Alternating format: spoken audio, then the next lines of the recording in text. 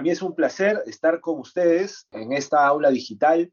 Vamos a pasar entonces a conversar sobre la integridad y la ética en la administración pública. Para hablar de integridad y de ética en la administración pública, debemos remitirnos en primer lugar a la ética como disciplina, a la ética como orientación para la toma de decisiones. Y en ese sentido, a mí me gusta trabajar la ética desde esta definición, ¿no? La definición de la ética como anhelo de vida plena con y para otros en instituciones justas. ¿Qué implica esta definición?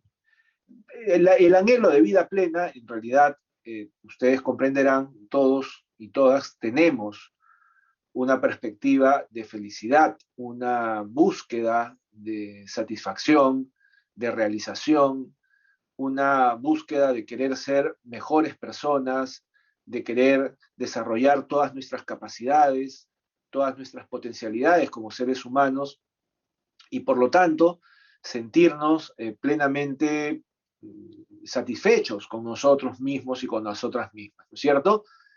Todas queremos ser felices, todos queremos tener una vida plena. Y eso ocurre en todos los espacios de la vida, en todas las culturas, en todos los países, todos los seres humanos tenemos ese mismo anhelo porque es irracional creer que alguien quisiera tener una vida infeliz, que alguien quisiera tener una vida, digamos, triste, de la que no se sintiera orgulloso.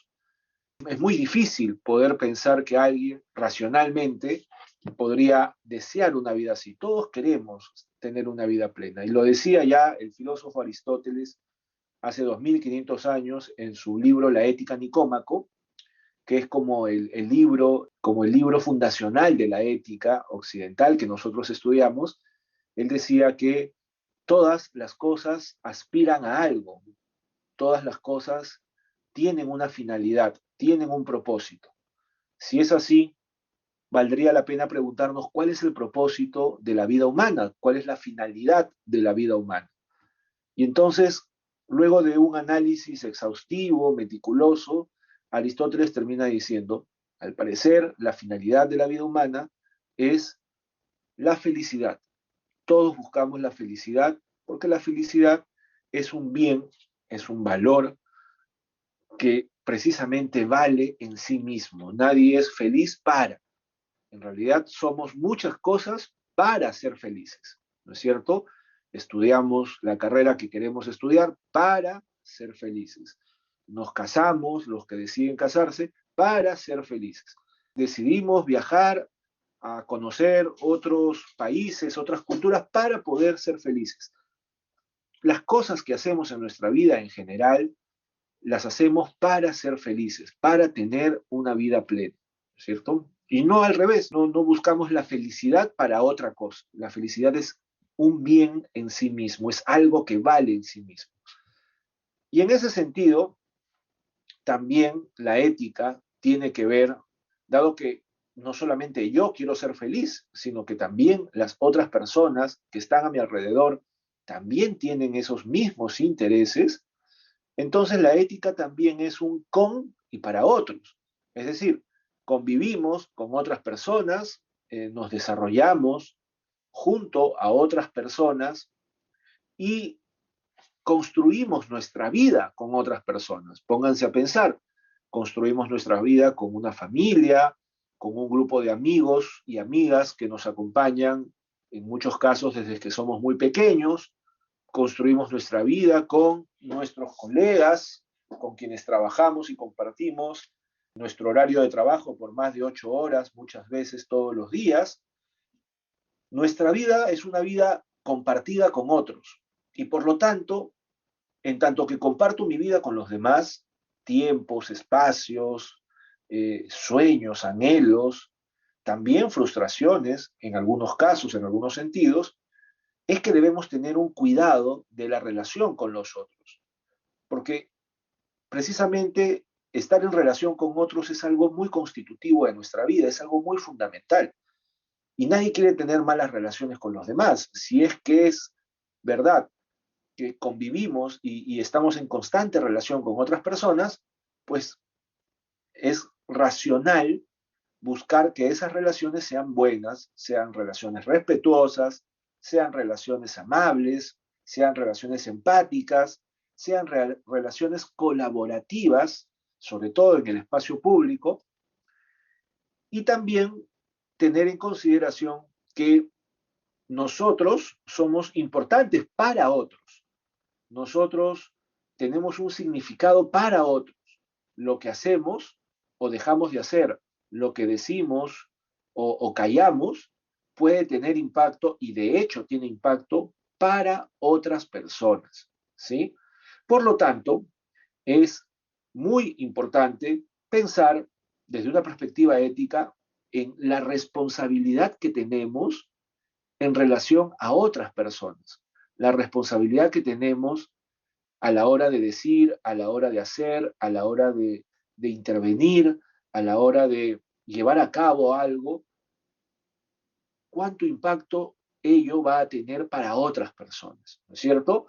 Si yo soy padre de familia y mi hijo trae una mala nota de la escuela, entonces, si yo le respondo, digamos, le amonesto diciéndole, eres un burro, no sirves para nada, entonces, eso que yo estoy diciéndole a mi hijo va a tener un gran impacto en el desarrollo de su vida, va a tener un gran impacto en la manera en cómo él se va a comprender a sí mismo, en su autoestima. ¿Se dan cuenta? Y entonces, claro, ¿eso por qué? Porque yo soy su padre, yo tengo una relación significativa con él, ¿no es cierto? Por lo tanto, debo tener una responsabilidad, digamos, mayor en las cosas que digo, en la manera en cómo reacciono, en las cosas que hago para otros, como por ejemplo aquellos otros que son significativos, que están muy cerca a nuestra vida íntima, personal, como puede ser nuestra familia, nuestros hijos, nuestras parejas, etcétera.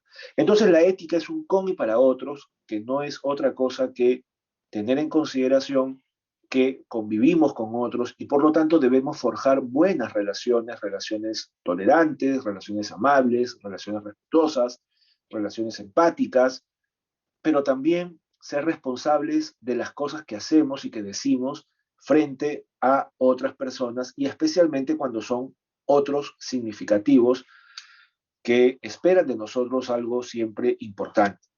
Y finalmente la ética es en instituciones justas. ¿Qué significa esto? Significa que para poder ser felices, para poder convivir de manera adecuada con los demás, debemos contar con servicios públicos de calidad que nos permitan desarrollar nuestras capacidades humanas fundamentales, que nos permitan acceder a nuestros derechos en calidad de ciudadanos y ciudadanas, y ello lo provee las instituciones. Las instituciones organizan sus reglas, sus normas, sus procedimientos en misiones que buscan precisamente dotar a los ciudadanos y ciudadanas de buenos servicios públicos, de servicios que atiendan las necesidades de todos y de todas. ¿Y qué implica que sean justas?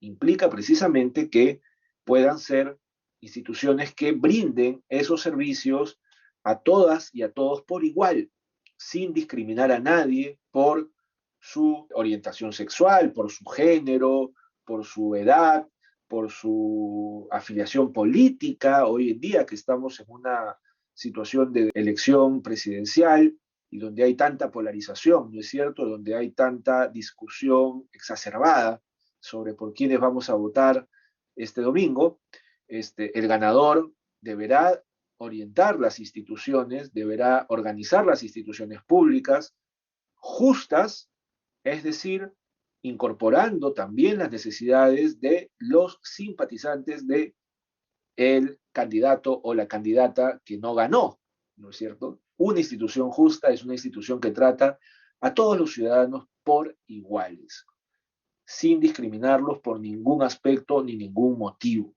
Y en ese sentido, busca brindar los servicios públicos con calidad, con eficiencia, con sentido de oportunidad, es decir, cuando se requieren, verdaderamente y a tiempo. ¿Ok? Muy bien.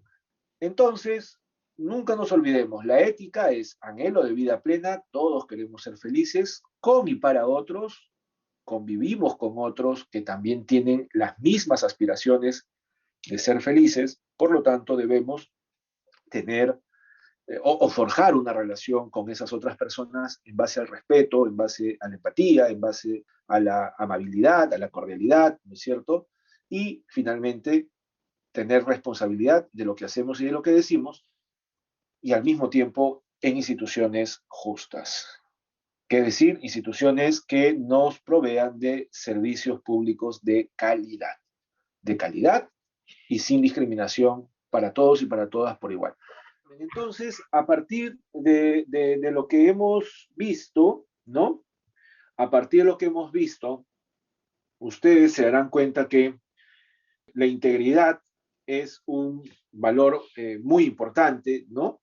Y sobre todo porque la integridad nos habla de aspectos de nuestra función como servidores públicos que terminan en un determinado servicio público.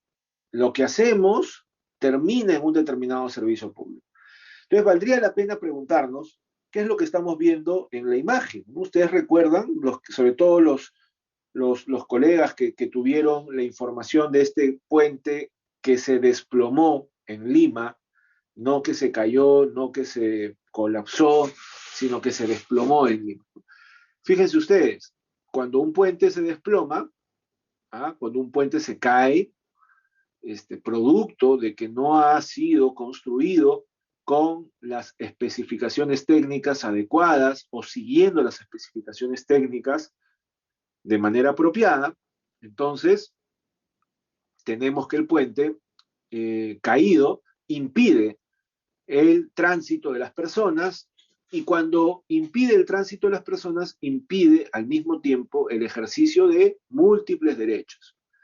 El derecho de libre tránsito, el derecho de poder acceder a la educación, ¿no? Los niños no pueden pasar a las escuelas que están al otro lado del río, el derecho a la salud, las personas no pueden atenderse en los centros de salud que se encuentran al otro lado, el derecho al trabajo, las personas no pueden trabajar porque no pueden pasar al otro lado y aproximarse a sus centros de trabajo. Hay un conjunto de derechos que se afectan cuando una determinada obra pública, cuando un determinado servicio público deja de funcionar o no funciona bien, y cuando la causa de ello es precisamente malas prácticas, ¿no?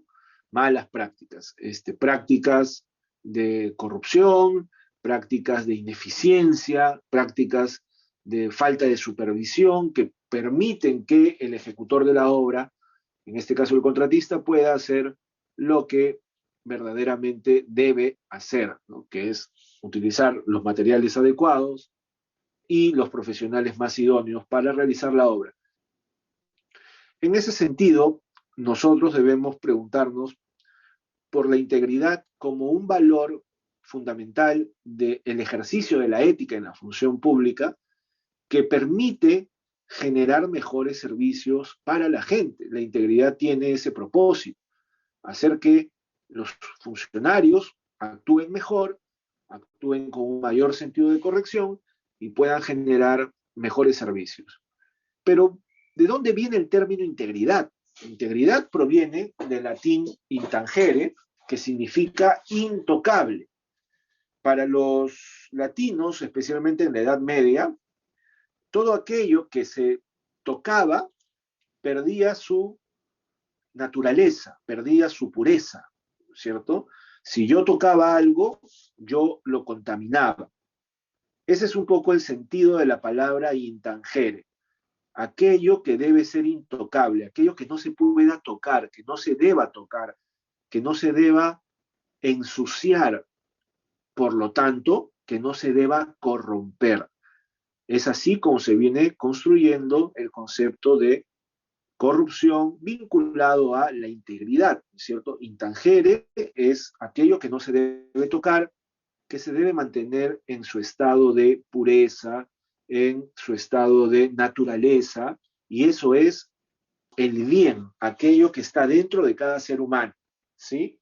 Su dimensión más personal que hace que ese ser humano sea una persona intachable, una persona que no tiene ningún tipo de cuestionamiento moral, ¿ok?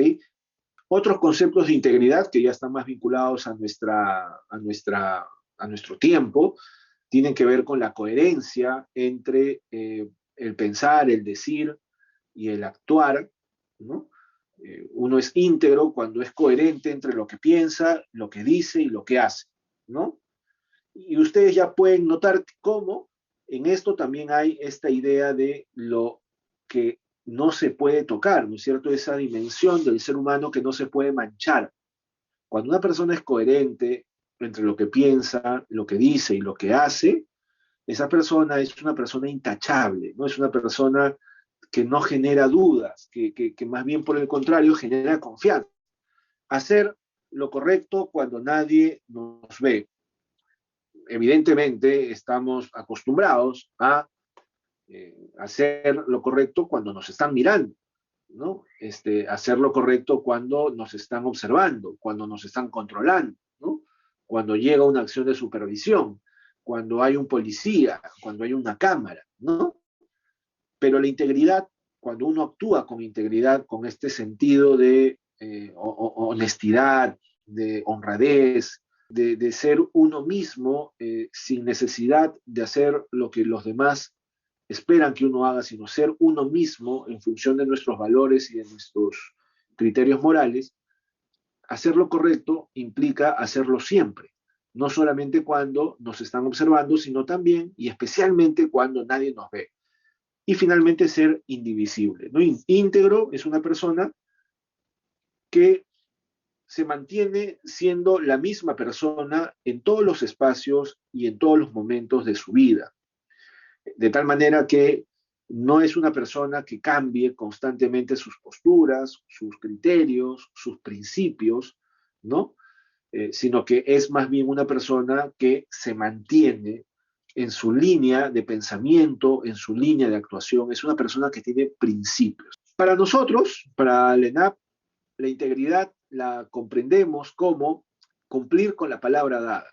Cumplir con la palabra dada es la representación más clara que tenemos de la integridad. Una persona que cumple con su palabra es una persona que cumple con sus compromisos. Es una persona que se esfuerza por precisamente ser coherente, ¿no? Entre lo que dice y lo que hace.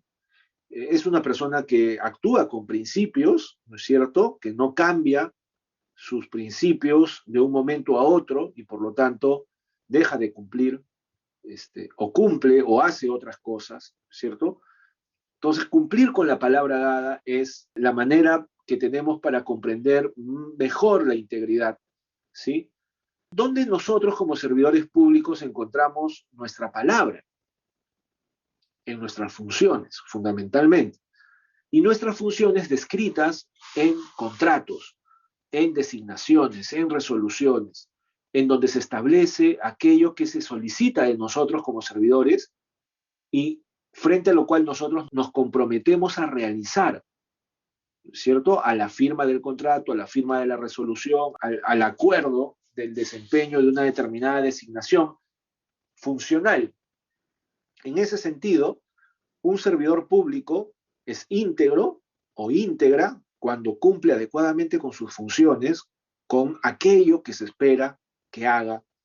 Y de la misma manera como los servidores públicos son íntegros, o pueden ser descritos como íntegros, también las instituciones pueden ser descritas como íntegras.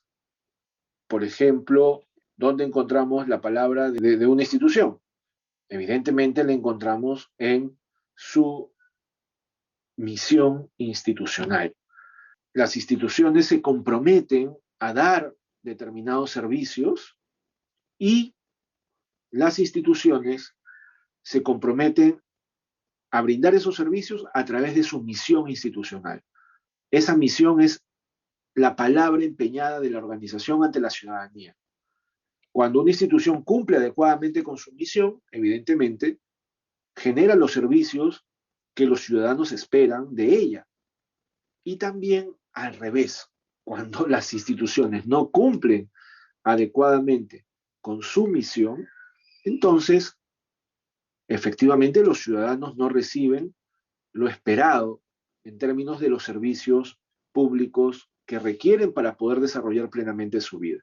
En ese sentido, y en esta misma línea, la OCDE, el Organismo de Cooperación para el Desarrollo Económico, define la integridad de la siguiente manera: como el posicionamiento consistente y la adhesión a valores éticos comunes, así como al conjunto de principios y normas destinadas a proteger, mantener y priorizar el interés público sobre los intereses privados.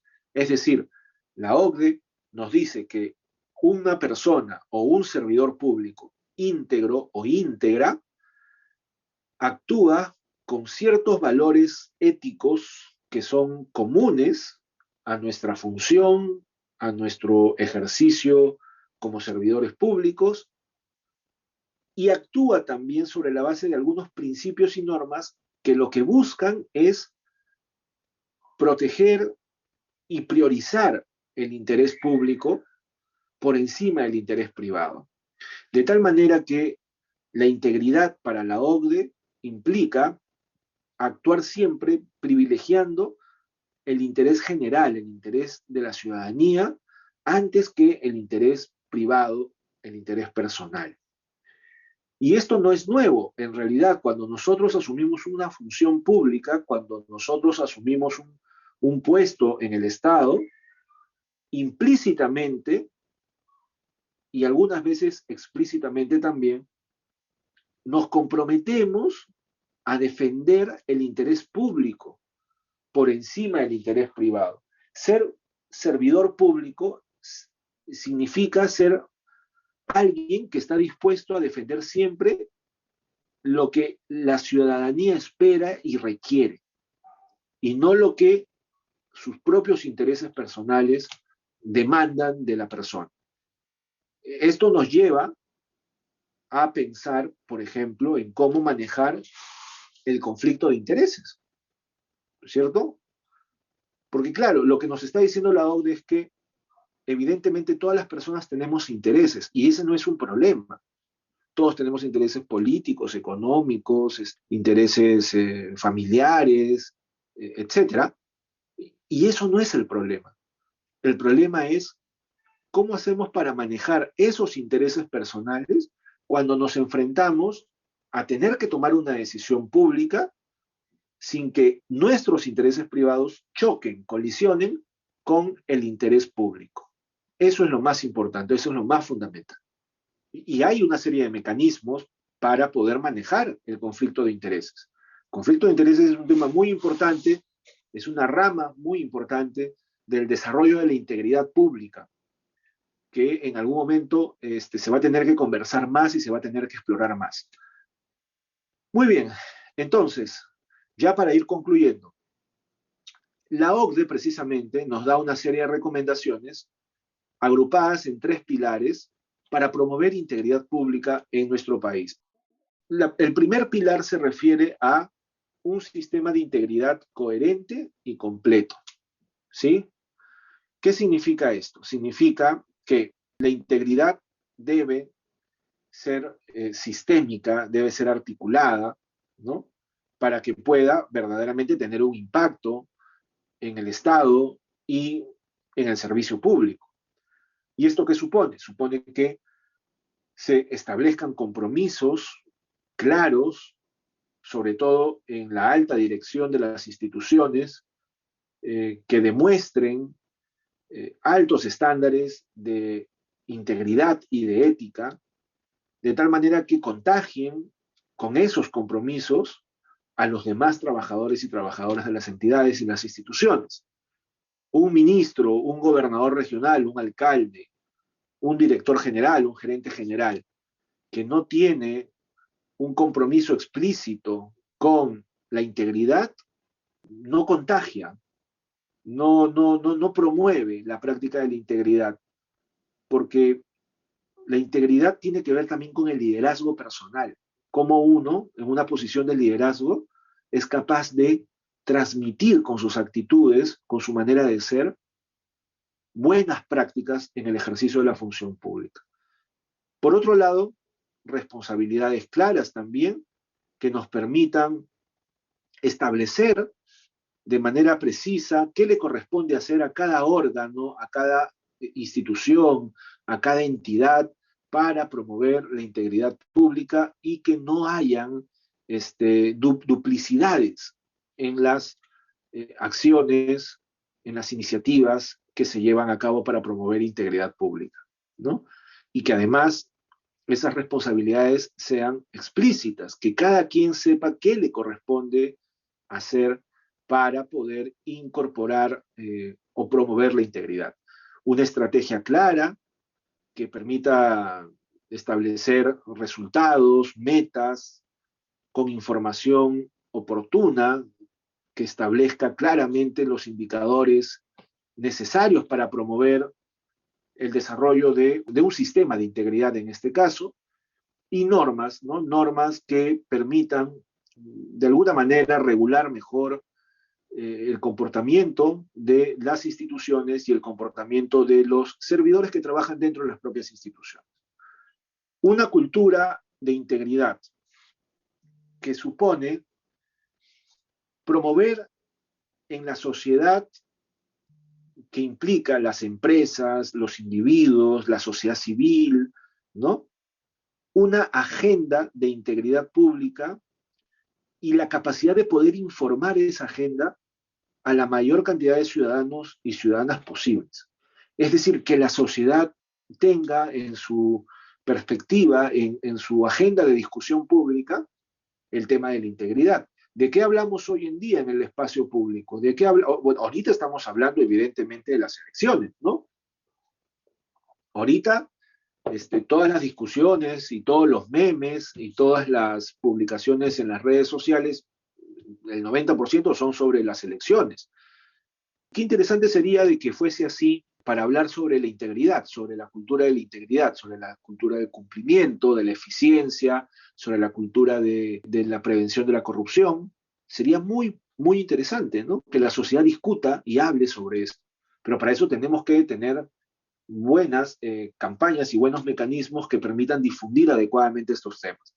Liderazgos, liderazgos claros, tanto en la empresa privada como en el Estado, como en la sociedad civil, que permitan justamente comunicar a sus organizaciones y a la ciudadanía qué significa esto de defender el interés público por encima del interés privado, ¿no?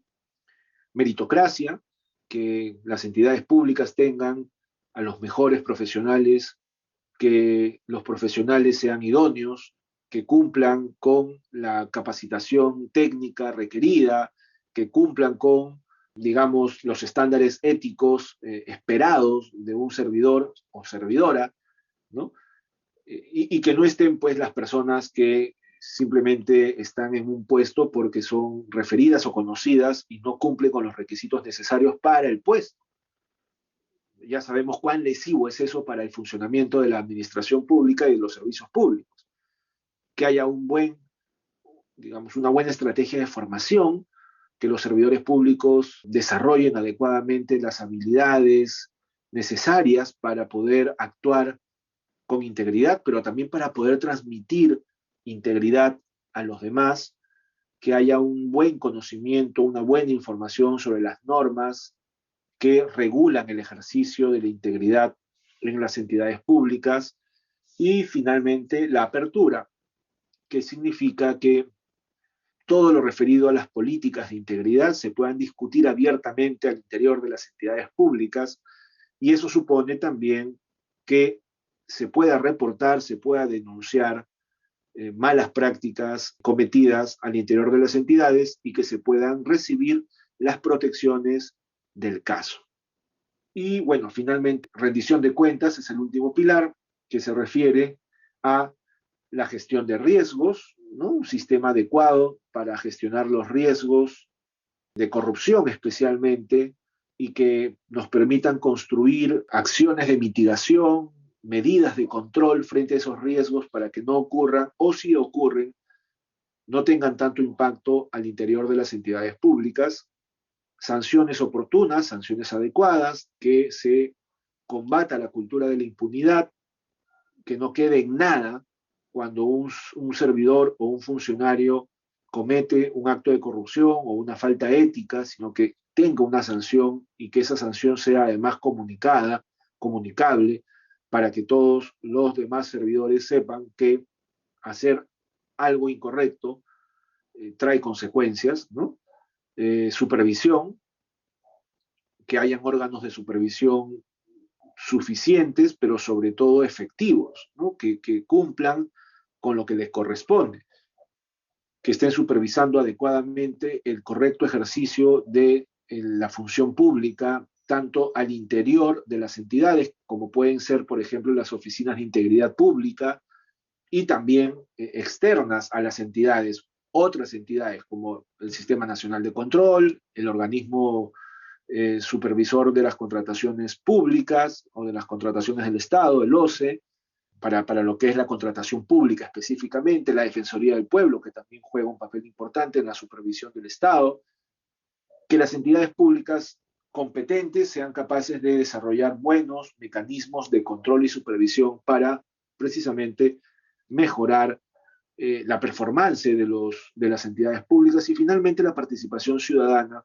que implica un gobierno transparente, un gobierno abierto, participación ciudadana, que la ciudadanía se convierta en un colaborador crítico del Estado, que alcance propuestas, pero que también evidencie las fallas, las debilidades, las brechas, para que el Estado tenga la oportunidad de mejorar su propio trabajo, su propia performance.